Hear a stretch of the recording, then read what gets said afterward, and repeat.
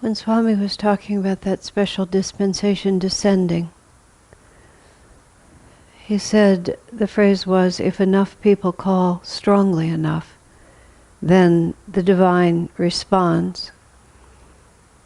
And Swamiji spoke about Master's coming as that call coming particularly from America.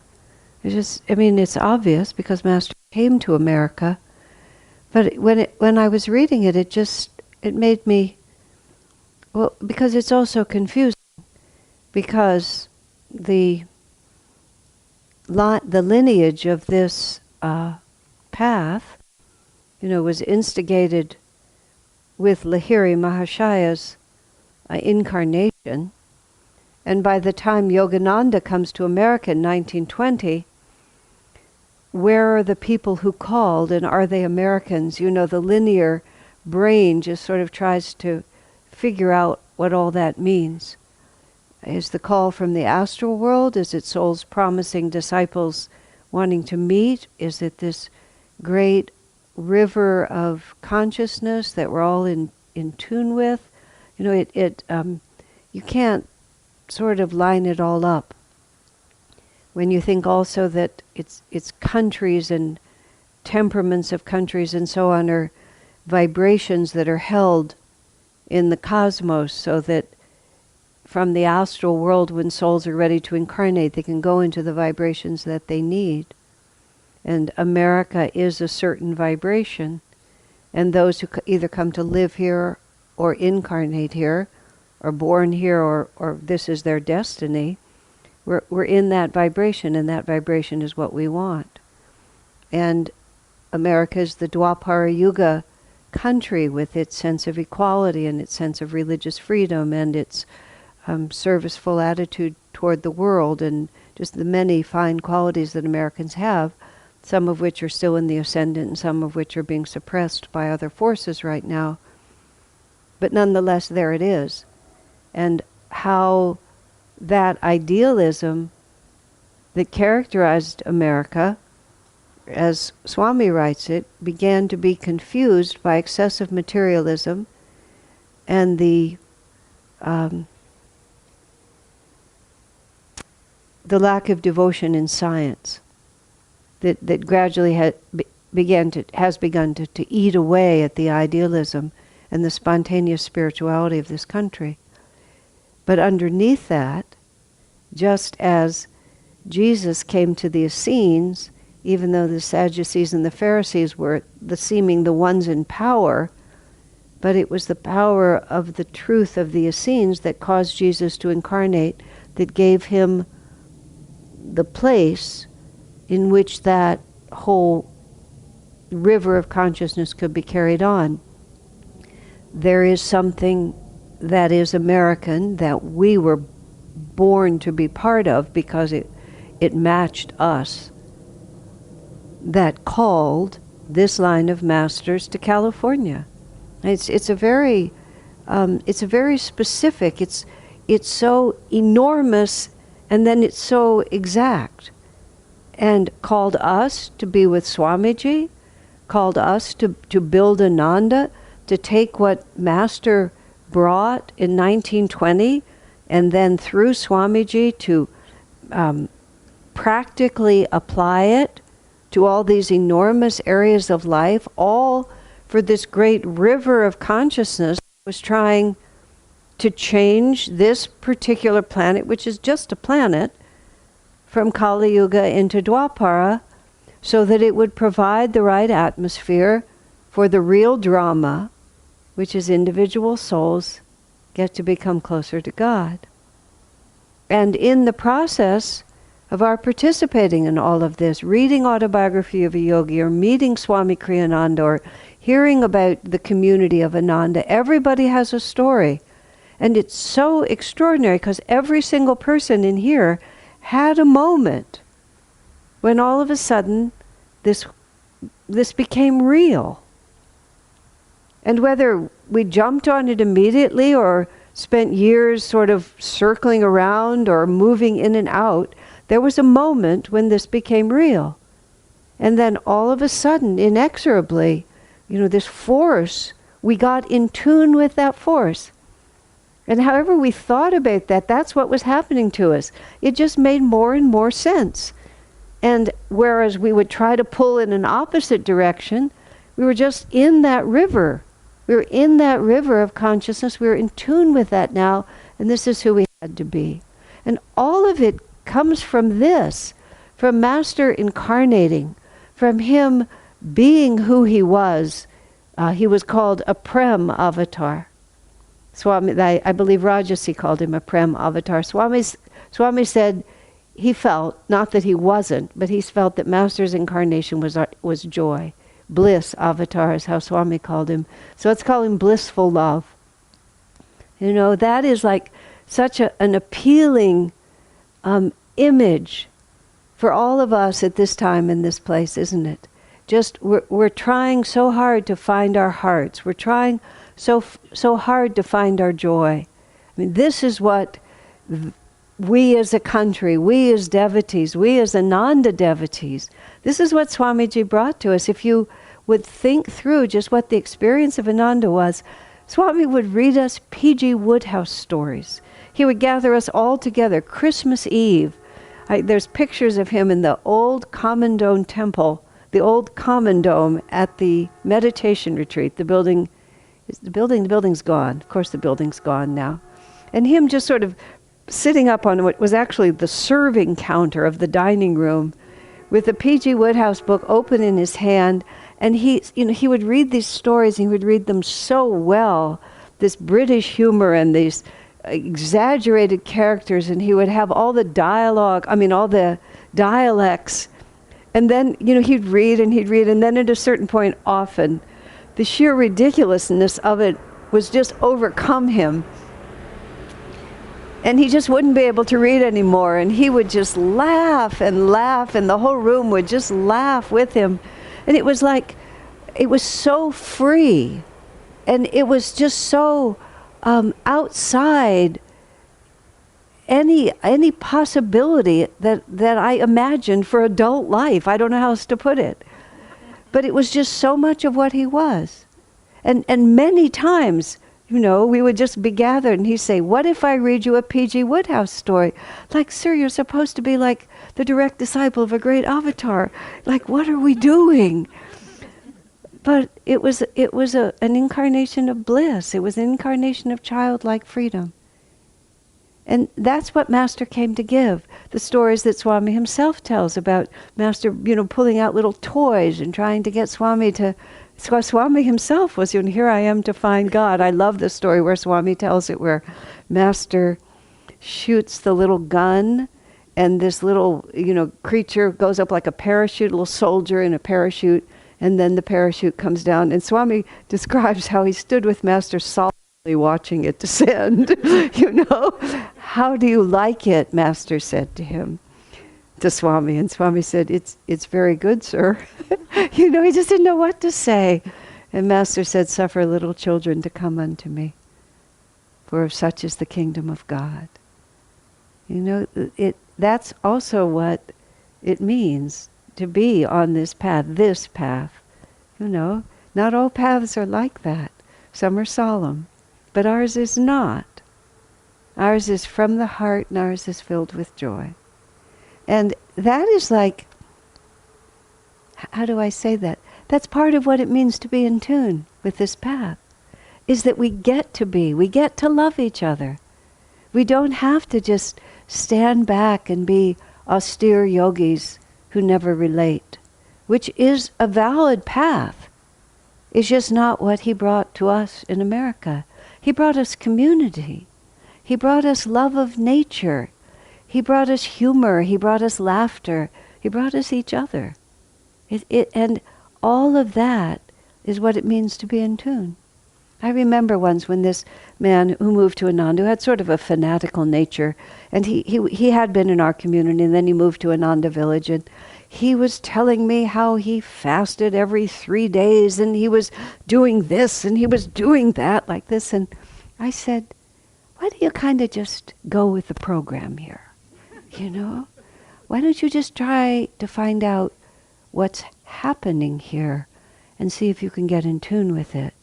instead of coming in and imposing your ideas on it. I mean, that's what we're talking about. Attunement is not as complicated as we think it is.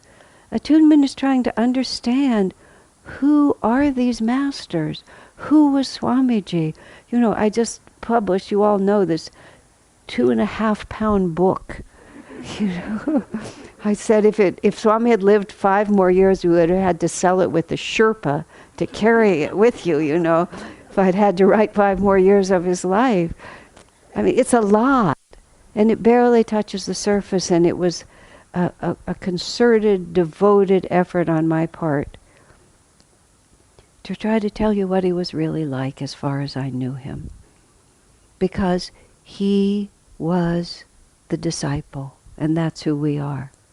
You see, here's Master whom almost none of us actually saw. We know him in our hearts, but we never saw him. He didn't read us P.G. Wodehouse stories. He didn't tell us funny jokes. Swami said he told lots of funny jokes. Master loved to laugh. He loved jokes. He was very humorous. He was very light-hearted. He was very natural. He cooked for people. He just lived in a very easy, joyous, loving way. He made a house car, Master did. He made a motorhome long before anybody even thought of one. He had his disciple Durga make what he called a house car for him, so they could drive around and go camping. And then they would camp in some place, and they would cook outside, and Master would sleep in the house car, and the men would sleep under the truck. I mean, it was just like they had so much fun. You think of all those things, and they weren't solemnly suffering out there. They were enjoying themselves completely, but enjoying themselves with God. That's the great secret of it, you see. We're not enjoying ourselves because we're whipping up all this enthusiasm. We're enjoying ourselves because we're already enjoying ourselves. Swami said, people would say, Master loved this, Master loved mangoes, Master loved curry. Swami said, Master loved. Put a mango in front of him and he loved the mango. You know, he loved first. And then he was able to give that love. And that's what we're here to do. We're here to love first. Master was a Prem avatar. We need to feel how devotedly. And see, we go back to the Festival of Light. Greater can no love be than this, from a life of infinite joy and freedom in God, willingly to embrace limitation, pain, and death for the salvation of others. Such ever has been the sacrifice of the great masters for the world. Greater can no love be than this. So we sit and we look at these beautiful pictures, and we read his wonderful words, and we hear his voice, and we sing his chants. Greater can no love be than this. That the only thing that mattered to him was our freedom, and whatever it took. You know, and it seems so remarkable to us, but think how many of us just effortlessly do what we can for our friends. Oh, I was going to stay home and have a quiet morning, but you need to move. Oh, your car is broken and you called me and I have to drive an hour and a half to pick you up. Oh, you have an early ride to the airport. Oh, I'll happily take you. Now, the masters live at a much higher level, but it's just what we already know, which is the joy of loving, the bliss of giving. And as we grow and find the joy of loving and the bliss of giving, we realize we can do more. I was talking to someone about, well, it doesn't matter, but I was saying, this man came to me at one point, and his wife was pregnant with their second child. It was a very touching interview. He said, I'm afraid, he said. I can't imagine loving anyone more than I love my daughter. He said, I don't know, what will I do when there's another child? And I said to him, don't worry. And after his son was born, he came and said, you were right. Because we think we've reached the limit. And then we discover, oh, there's no limit here. We think that I can't sacrifice that far, and then for some reason we have to. And we discover how big we are. And all the masters do is they just show it that it's literally infinite. And when we watch Swamiji, his devotion to Master, his determination to serve, his capacity to be a channel, you would just think, how many more absolutely the best song ever can he write? How many more of the most astonishing book ever can he write? And then he would just do another one and another one. How many hilarious P.G. Woodhouse stories could he read? How many clever witticisms could he say? How many fantastic talks could he give? And then there was another one. Because we have perfect free will to attune ourselves to this great river of consciousness, and then like a leaf we'll just be carried. And if we're still clinging to the bank like this, or holding on to some rock that we've bumped into, or grabbing at a branch, well, pretty soon the water will take us and we'll let go. And how we know it's going to be okay is because of what we already know of this. So this is the fulfillment. And wow, isn't it great? This is the fulfillment. This life, love and bliss. We get to love each other, and we get to have the joy of it, and we get to have the incredible sacrifice of giving up every other limited thing that we thought was so important until God ripped it out of our hands and said, actually, I have something so much better for you. Have you ever seen how children are when, you're trying to... I remember I was in this educational toy store, and this mother had come in, and she knew the educational toy her child wanted, but he, of course, had a different idea. And he picked up his own concept like this, and he's clutching it really tightly. I don't know, 3 he was. He was just under the age of reason, holding it on like this. She had hers. She wanted him to let go of his so that she could buy the one she wanted for him. And so she started trying to coax him, to change over. And I'm an observer. He was reaching for this. He was beginning to let go like that.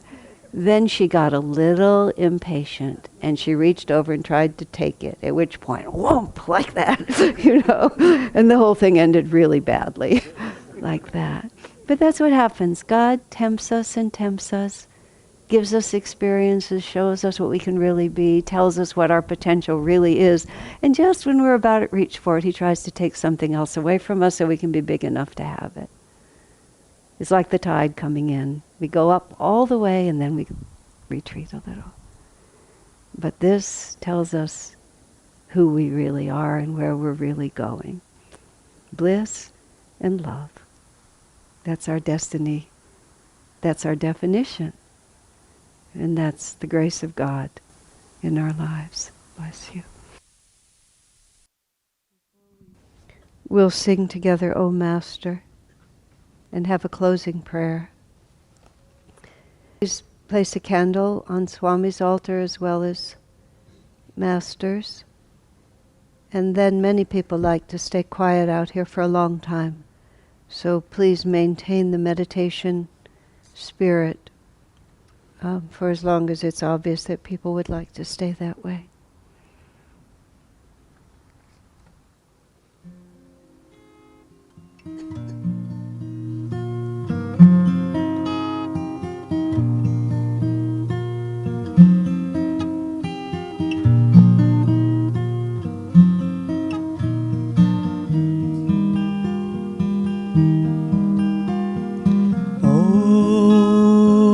Master, may thy joy fill our days.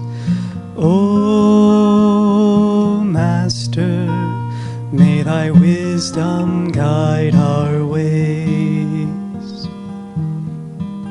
The time has come for us to see that there's but one reality, upon the earth and high above, the truth that all was made from love. A love that calls to us to fly above the hills, above the sky, above the storms, above the pain, a land where peace and laughter reign. O Master, may thy joy fill our days. O Master, may thy wisdom guide our ways. Guide all our hopes and all our dreams, past every glow that only seems, into the light, the inner sun, into the truth that we're all one. Help us to find in every hour, in every thought, in every flower, a joy that spans eternity, the truth that makes us ever free. O Master, may thy joy fill our days. O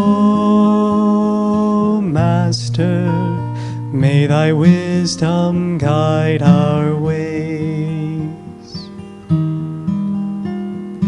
O Master, may thy joy fill our days. O Master, may thy wisdom guide our ways.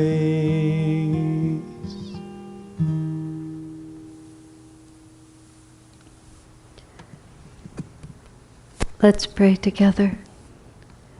Heavenly Father, Divine Mother, Friend, beloved God, Jesus Christ, Babaji Krishna, Lahiri Mahashaya, Swami Sri Yukteswar, beloved Master, Paramhansa Yogananda, saints of all religions, divine friend, Swami Kriyananda, we offer our hearts and lives in humble service and devotion at thy holy feet. May thy love shine forever on the sanctuary of our devotion, and may we be able to awaken thy love in all hearts. Om. Peace. Amen.